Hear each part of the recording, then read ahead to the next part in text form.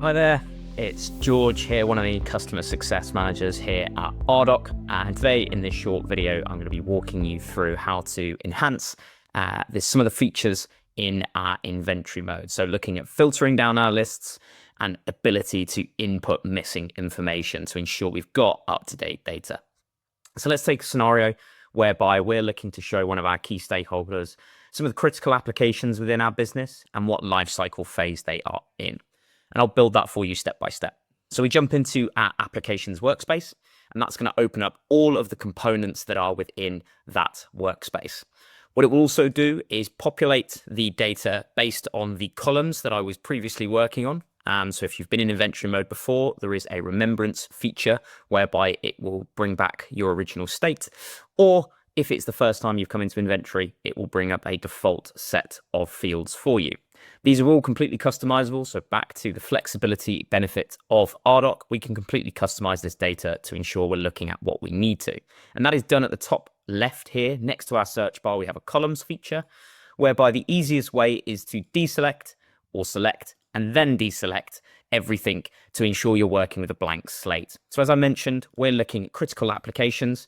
So I can type in what I am searching for, criticality, and that life cycle phase. As mentioned, I also would like to see only applications. So the eagle-eyed manual spots that there are some interfaces in my data here, and therefore I want to ensure I'm looking at only applications themselves. So I'm going to bring in the type of component as well. Once I've selected my data, I can close that down and then play around with that. Everything is automatically sorted by alphabetical order, but I can also sort other columns by clicking those titles. And as you can see, I can sort by numerical order as well. If I then want to filter this data, there are 3 lines next to those columns or 3 dots, which if I click into, you can see there are a number of customizations as well. Maybe I want to pin a column, I want to resize them, or just reset my data in general. That is giving us a as-like feel to the Excel version of your data that you might be used to, but now brought into Ardoq. So let's filter this data down. As mentioned, I only want to be looking at critical data. So I don't want to see any applications that are below a 4. So 4 or 5 on my critical scale. I don't need to filter by my lifecycle phase because I'm interested to see what those are, but I do want to ensure that I'm only looking at applications. So again, deselecting and selecting what is necessary will allow me to filter that data down. And now I have 55 components that are relevant to that criteria. It might be also that within this data, I have missing values that I want to update. So I can come into that lifecycle phase, and scrolling down, I can see that there are some components that don't have a value. So I want to make sure that I can check those off and see which data points they are.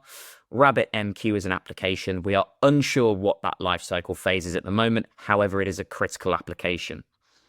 If I do know the answer, and that is the purpose of me splicing this data, I can absolutely edit from within the inventory mode. So I double click on that box and select the relevant lifecycle phase, update that in real time, and ensure that all of my criteria and my data is as up to date as possible. If I want to then save this report, I can absolutely do so at the top right-hand side, give that report a name, generate a description through AI if I have that enabled, and absolutely ensure that I am checking in real time with all of my applications that might be missing that lifecycle phase, but are critical to my business. So that is inventory mode and filtering, ensuring our data is up to date. I hope you enjoyed this video and found it helpful. If there's anything further you need, please do check out our YouTube channel, reach out to your CSM, or of course, you can tap up our top tier support team. Happy searching.